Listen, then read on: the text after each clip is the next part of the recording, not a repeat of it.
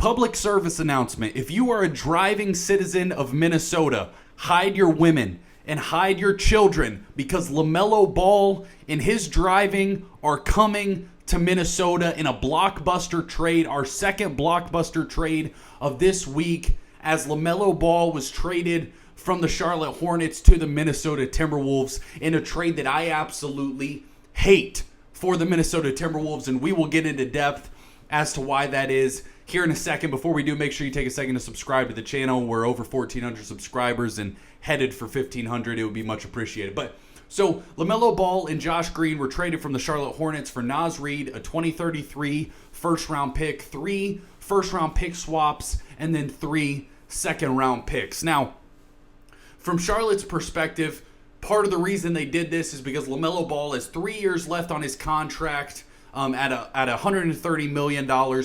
But on July 6th, he'll be eligible for a 2-year extension worth $120 million. So basically, LaMelo Ball will more than likely be locked up for the next 5 years at $250 million. And LaMelo Ball is not a winning basketball player. We have seen this throughout his entire career.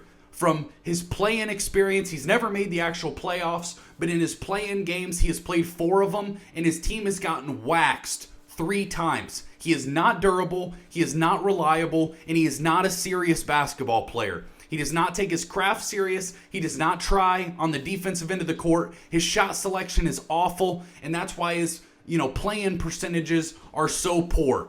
I'm going over his play-in games here, and in 2021 was his first one against the Indiana Pacers. He was 4 of 14 from the field, 14 points, 4 assists, 4 turnovers. He was a minus 35 for the game as they lost by 27 points. In 2022, they make the play-in again against the Atlanta Hawks. He goes 7 of 25 from the field. Again, just an awful percentage. 26 points, 8 assists, minus 13, and a 29-point loss. This year, 2026, he makes the play. They make the play-in tournament again. Game 1, they have to play the Miami Heat. He is 12 of 31 from the field, and this is his best game because he had 30 points and 10 assists in a 1-point win, and he hit the game-winning shot in that game. But he was still 12 of 31 from the field, which is just not good enough from a high-volume player like LaMelo Ball in the modern NBA. Players used to be a little more inefficient in the early 2000s. That does not fly in the modern NBA, especially when you're going, you're next to a player in Anthony Edwards who is, a really high-quality scorer of the basketball and a great playmaker and shot creator for himself. And then in the final play-in game for LaMelo Ball, he goes 7 of 17, 23 points, 5 assists against the Orlando Magic as they lose by 31 points. So in 3 years making the play-in tournament, he lost by 27 points, 29 points, and 31 points. And yes, I get that you can say that Charlotte roster was not great, isn't great, whatever you want to say. But there is no reason for you to lose by 27, 29, and 31 to that Pacers team and that Atlanta team, and this year this Magic team that was, had played terrible in its previous play-in game. LaMelo Ball has shown us time and time again that the way that he plays basketball does not translate to winning. And now the Timberwolves are stuck with a roster of LaMelo Ball, Anthony Edwards, Ayo Dosunmu, who they just gave a huge contract extension to, Jaden McDaniels, Rudy Gobert, and Dante DiVincenzo, and Terrence Shannon Jr., who did some nice things. So they have 5 guards in LaMelo, Ayo, Dante DiVincenzo, and Terrence Shannon Jr., only one big man in Rudy Gobert who gets played off the court in playoff series on a regular basis. And, their backup big man is Joan Beringer, who last year averaged a robust 3.9 points and 2.3 rebounds. He's 6'11". You got rid of Julius Randle. I just don't understand the direction of this team. And now you have no trade assets. You got rid of 2033 pick, which, has some value. You got rid of Julius Randle. You got rid of Naz Reid, who was very beloved in Minnesota. People getting tattoos with Naz Reid, of Naz Reid's name on, on them. And teammates loved him. He was the best 6th man in basketball for years. Really high value. And a big man. I can't understand the direction of this team because you're not going to in the playoffs, you're going to play 4 guards and then Rudy Gobert. What happens if they're just torturing Rudy Gobert, especially because LaMelo Ball is terrible on the defensive end of the basketball court? Now, if they can finally get him to buy in, and he's got the athleticism, he's got the size, he should be adequate on the defensive end of the court, but it's because of his mindset that he is not a good defensive player. And beyond that, he's not durable. He's missed the play-in game multiple times, but largely due to injuries because he's not available for his team.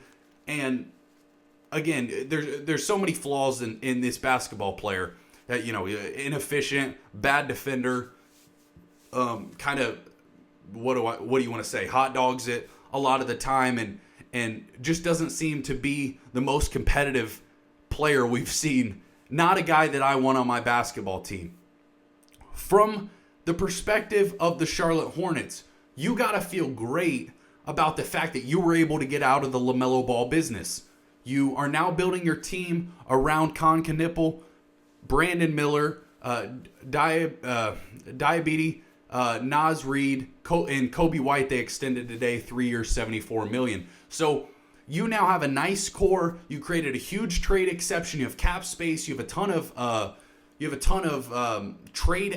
draft capital. So you're really in a great spot for the future of your team if you're the Charlotte Hornets. And all in all, they made a move that I think was correct in getting out of the LaMelo Ball business. We've seen time and time again from small market teams that have extended less players for max contracts that were not worthy of that.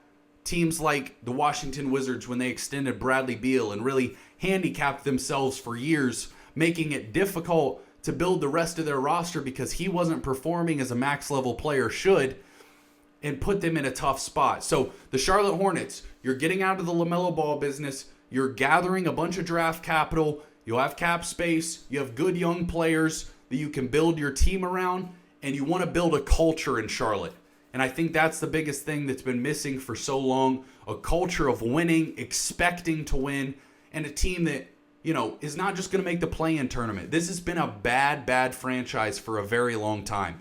They've had almost no playoff success. They had Kemba Walker. They made the playoffs, but, never advanced in the playoffs. So this team needed a little bit of a reset and build around your young players because you have a lot of talent. I really like Brandon Miller and Knipple, even though he really struggled in the play-in tournament himself.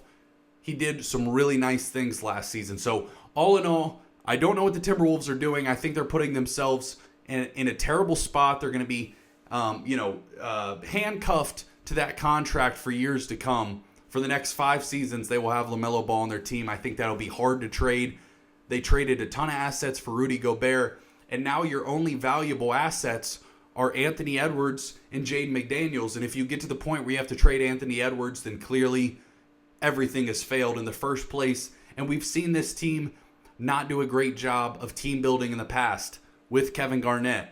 He had to leave the team if he wanted to compete for a championship because they didn't do a great job building the roster around him. And I think that part of the reason they made this move was to try to keep Anthony Edwards happy. It's been reported that, he's had some frustrations with certain things around the organization.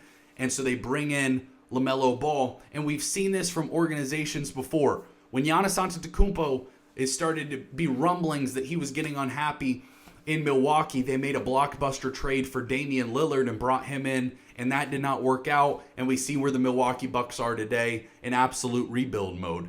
And something very similar can happen if you take a big swing like this and the player doesn't work out. And I don't think that LaMelo Ball's going to work out.